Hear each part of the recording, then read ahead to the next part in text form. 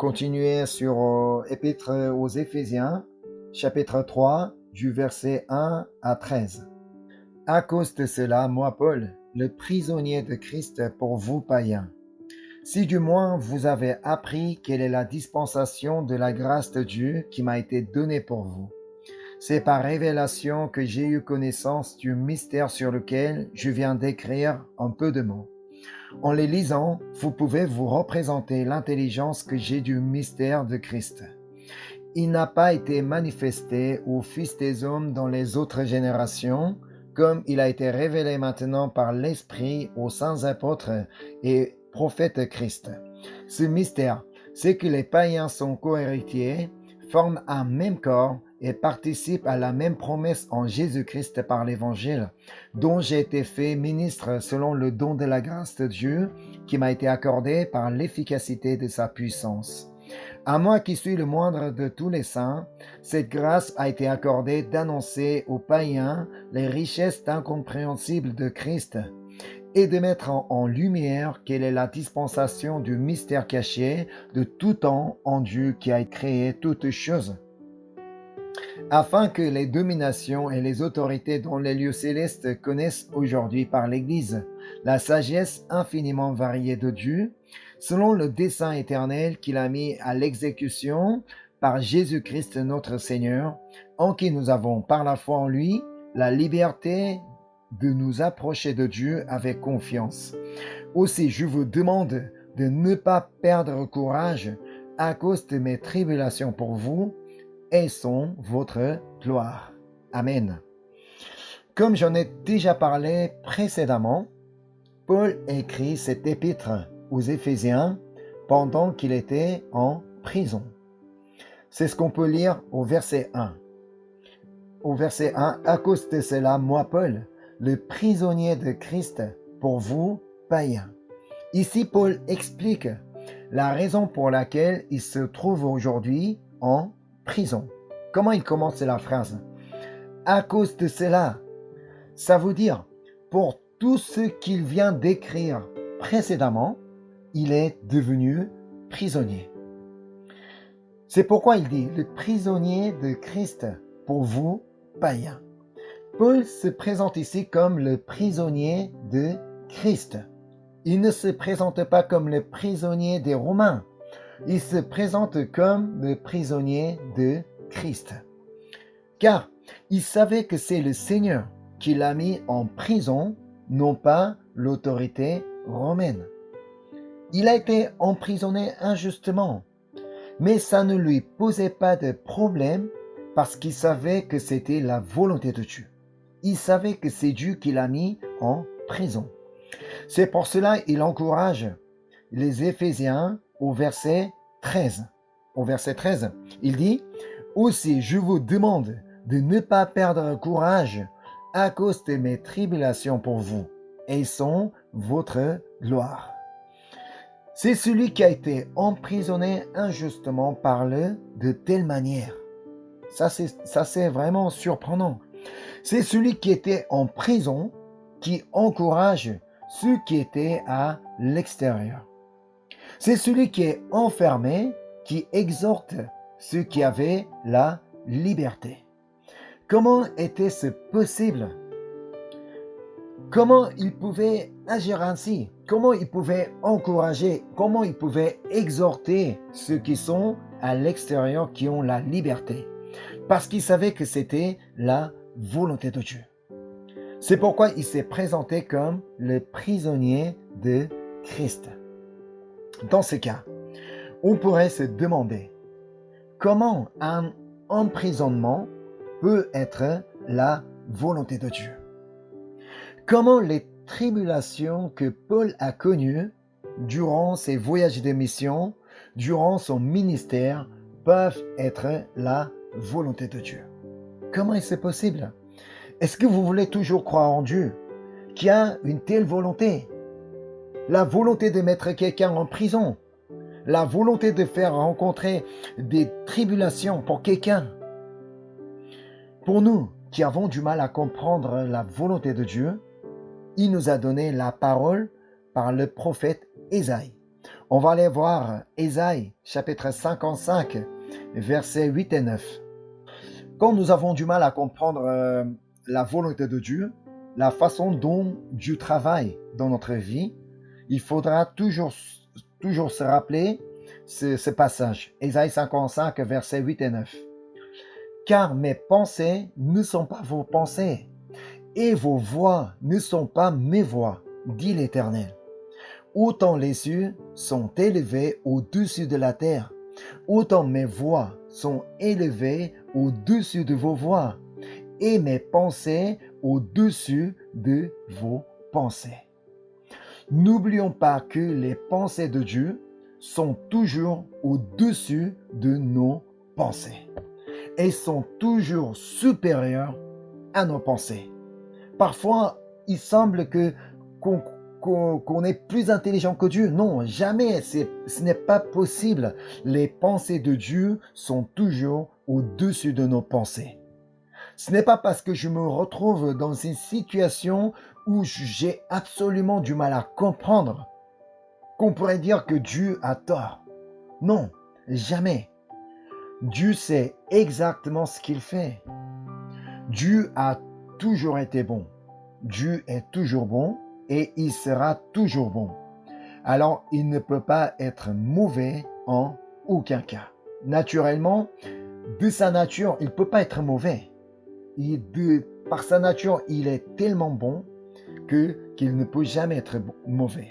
On va aller voir Jérémie 29, verset 11. Dieu dit, « Car je connais les projets que j'ai formés sur vous, dit l'Éternel, projets de paix et non de malheur, afin de vous donner un avenir et de l'espérance. » Les projets que Dieu avait formés sur Paul étaient bons. Sans doute, Paul connaissait ces paroles, que ce soit les paroles d'Ésaïe ou de Jérémie. Il connaissait ces paroles parce qu'il avait une bonne connaissance sur les Écritures de l'Ancien Testament. On va aller voir comment Paul s'est présenté aux Philippiens. Philippiens chapitre 3, versets 5 et 6. Paul se présente de telle manière. « Moi, circoncis le 8e jour, de la race d'Israël, de la tribu de Benjamin, hébreu, né d'hébreu, quant à la loi, pharisien, quant aux zèles, persécuteurs de l'Église, irréprochable à l'égard de la justice de la loi. » Il se présente comme irréprochable à l'égard de la justice de la loi. Ainsi, il connaissait bien la loi de Dieu. Non seulement il connaissait bien la loi de Dieu, il mettait déjà en pratique la loi de Dieu et encore il connaissait les Écritures de l'Ancien Testament. De plus, avec toutes ces connaissances, lui, il avait rencontré Jésus et encore, il avait reçu le Saint-Esprit, dont l'esprit de sagesse et de révélation qu'il a parlé au premier chapitre. Alors lui, malgré toutes les tribulations qu'il a connues dans son ministère, il croyait toujours à la bonté de Dieu, à la fidélité de Dieu, à la bienveillance de Dieu. Parce qu'il connaissait les paroles de promesse que Dieu a données à ses enfants. Il connaissait toutes les paroles de l'Ancien Testament. Alors, il connaissait certainement toutes les promesses que Dieu a données à ses enfants. C'est pourquoi il a pu dire aux Éphésiens, on revient au texte aujourd'hui, au verset 13, Paul dit, « Aussi je vous demande ne pas perdre courage à cause de mes tribulations pour vous, elles sont votre gloire. » Car Paul croyait que cette opportunité que Dieu lui a accordée était pour qu'il écrive cette épître aux Éphésiens. Parce qu'il était en prison qu'il a pu écrire cette épître. Et encore, parce qu'il a écrit, nous pouvons aussi la lire aujourd'hui comme elle fait partie du Nouveau Testament. Si jamais Paul n'a pas souhaité d'écrire cette épître en prison, aujourd'hui on n'aurait pas pu lire épître aux Éphésiens parce qu'il n'a pas écrit. Mais parce qu'il a écrit, malgré sa situation, même s'il était en prison, c'est parce qu'il a écrit, nous pouvons aussi la lire aujourd'hui. Moi, j'en ai déjà parlé, et que cette épître aux Éphésiens contient des éléments majeurs de l'évangile de Jésus-Christ. C'est ce que nous avons vu au premier et au deuxième chapitre. Surtout, comme dit Paul, le mystère de Christ. C'est le mystère de Christ que Paul a partagé, Paul a expliqué au premier et au deuxième chapitre. Alors Paul dit, mes tribulations sont votre gloire, car grâce aux tribulations qu'il a pu partager cette connaissance avec les Éphésiens. Car grâce à son emprisonnement, qu'il a pu partager cette connaissance avec les Éphésiens en les écrivant. C'est ce qu'on peut lire au passage d'aujourd'hui. Le verset 2. Si du moins vous avez appris quelle est la dispensation de la grâce de Dieu qui m'a été donnée pour vous, c'est par révélation que j'ai eu connaissance du mystère sur lequel je viens d'écrire en peu de mots. Ça veut dire, il a compris que la grâce de connaître le mystère de Christ lui a été donnée afin qu'il en partage aux autres. Non pas seulement lui-même qu'il en comprend tout seul, mais s'il a compris, ça veut dire si Dieu l'a fait comprendre, c'est afin qu'il en partage aux autres. Il a eu la joie de partager ce qu'il avait compris par la révélation. C'est pourquoi être en prison ne lui posait pas de problème, parce que lui, il avait cette joie de pouvoir partager ce qu'il avait compris par la révélation. Là, il parle de tout ce qu'il a écrit précédemment au chapitre 1 et 2. Il dit, tout ce que je viens de dire, ça ne vient pas de moi-même, mais par la révélation que Dieu m'a fait connaître, ce mystère, alors je partage avec vous. Aussi, le verset 4. En les lisant, vous pouvez vous représenter l'intelligence que j'ai du mystère de Christ. Est-ce que vous avez remarqué l'intelligence que j'ai du mystère de Christ, les Éphésiens? Ce n'est pas moi. Ce n'est pas parce que j'étais quelqu'un qui a été bien enseigné, qui a une bonne connaissance de l'Ancien Testament. Non, ce n'est pas moi. Mais Dieu, c'est lui qui m'a révélé, qui me l'a révélé par l'Esprit Saint. C'est la raison pour laquelle Paul a prié pour les Éphésiens afin que Dieu leur donne l'esprit de sagesse et d'intelligence, car sans lequel personne n'est capable de comprendre ni connaître le mystère de Christ. Même si Paul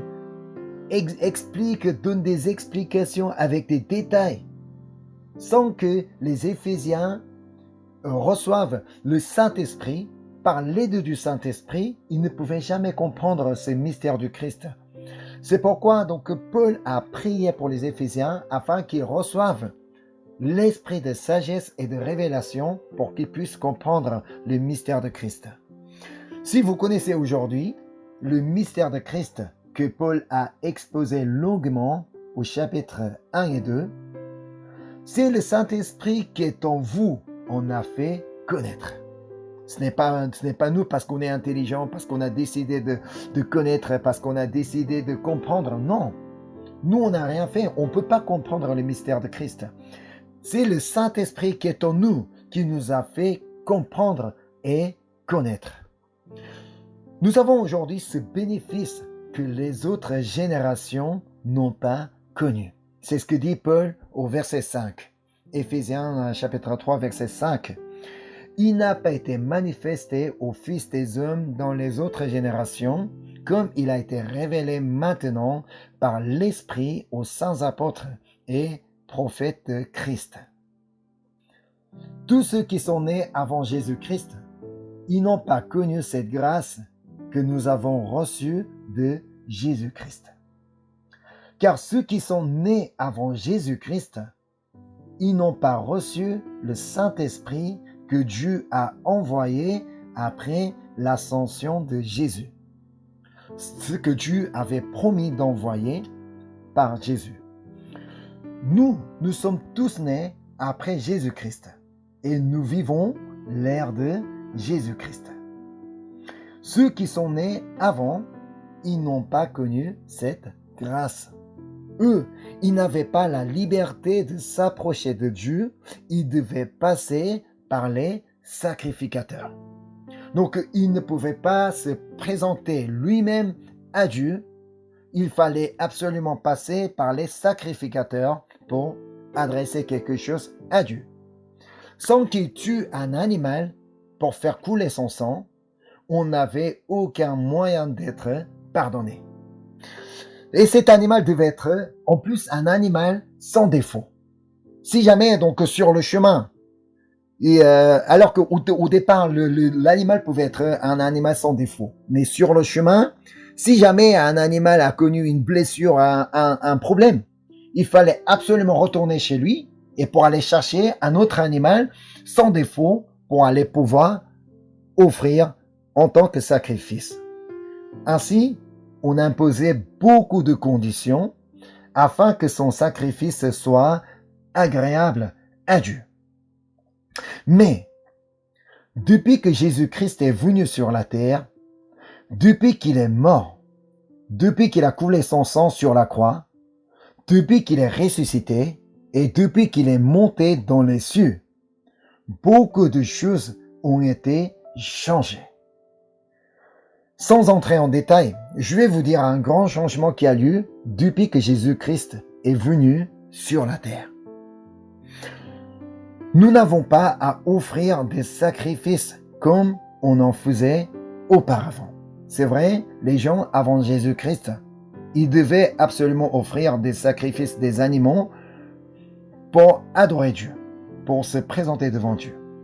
Mais nous n'avons plus besoin de tuer des animaux pour le pardon du péché. Nous qui vivons l'ère de Jésus-Christ, après Jésus-Christ, nous, en lisant des livres comme le livre de Lévitique qui impose beaucoup de conditions pour pouvoir offrir des sacrifices, comment offrir des offrandes, tout ça.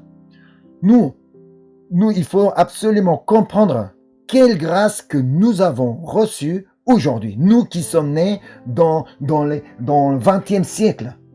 Si Dieu nous a fait naître en 20e siècle, si Dieu nous a laissé ce livre de l'Ancien Testament, ce livre de Moïse, avec toutes ses lois, avec toutes ses ordonnances, si Dieu nous a fait comprendre que quelle grâce que nous avons reçue aujourd'hui.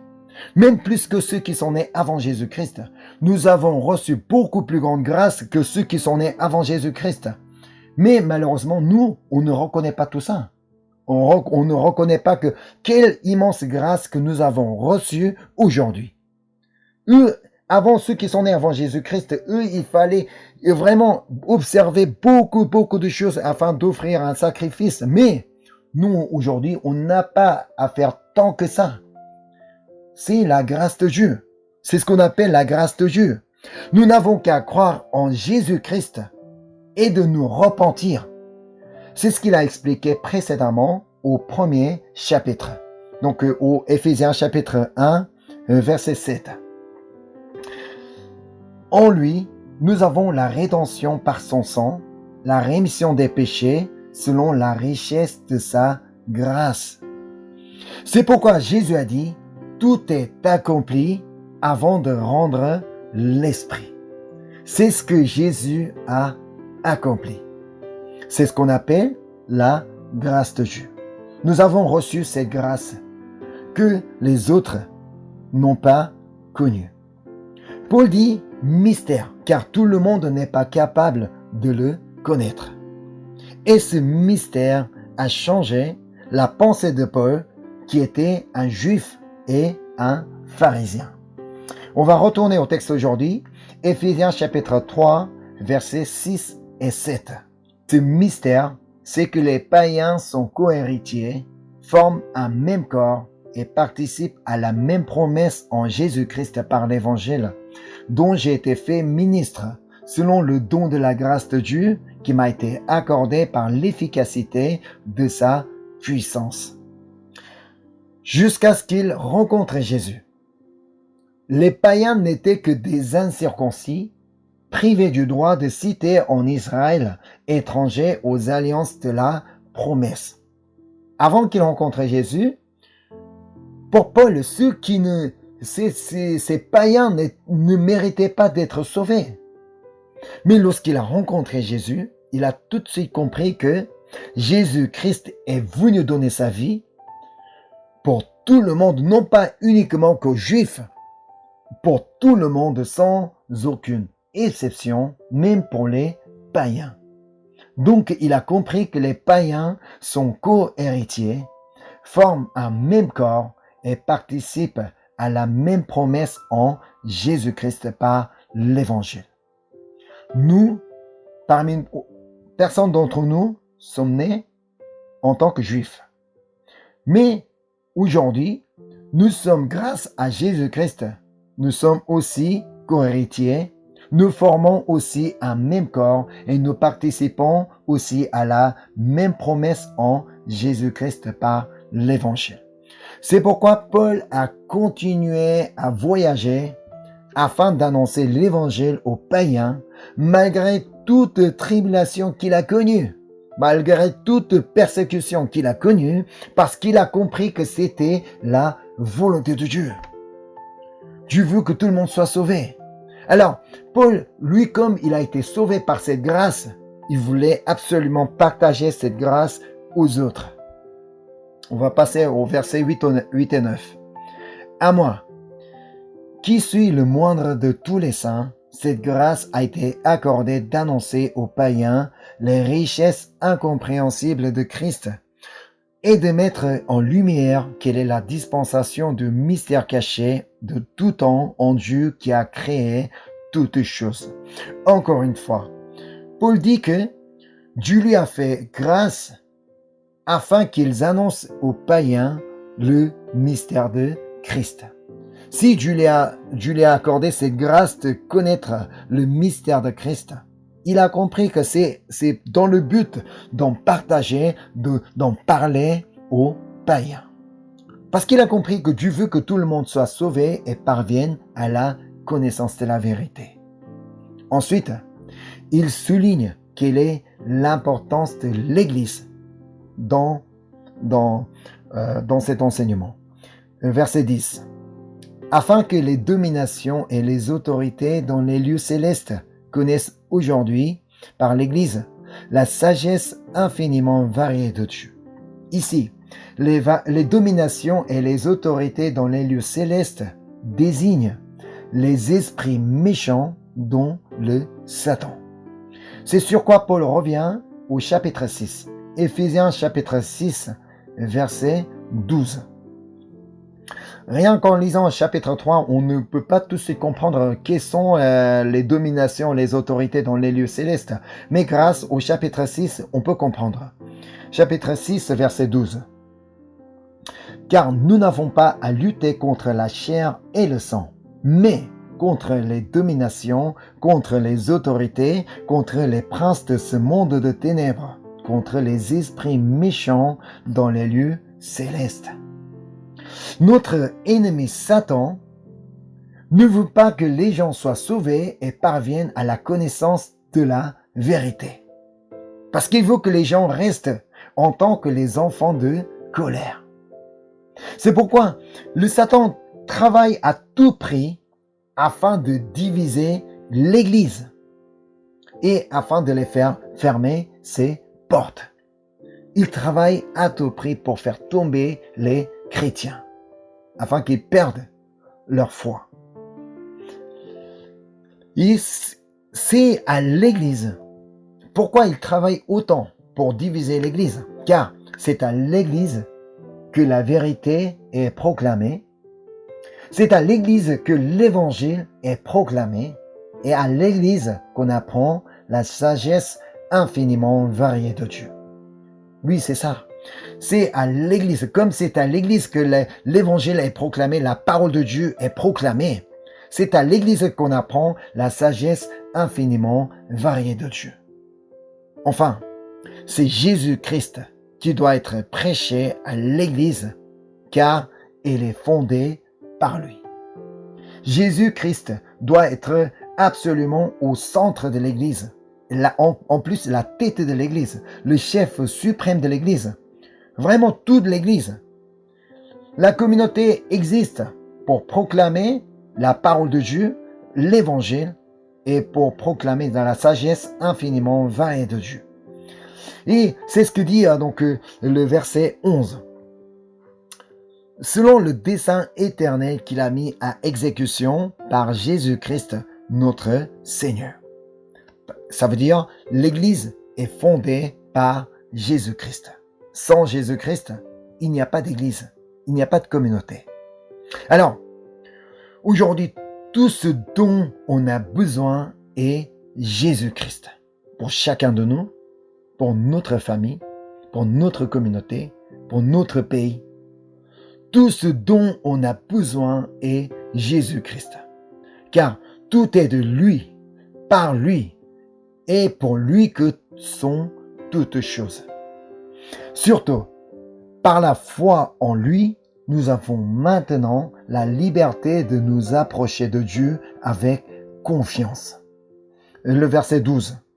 En qui nous avons, par la foi en lui, la liberté de nous approcher de Dieu avec confiance. C'est ça la grâce que nous avons reçue.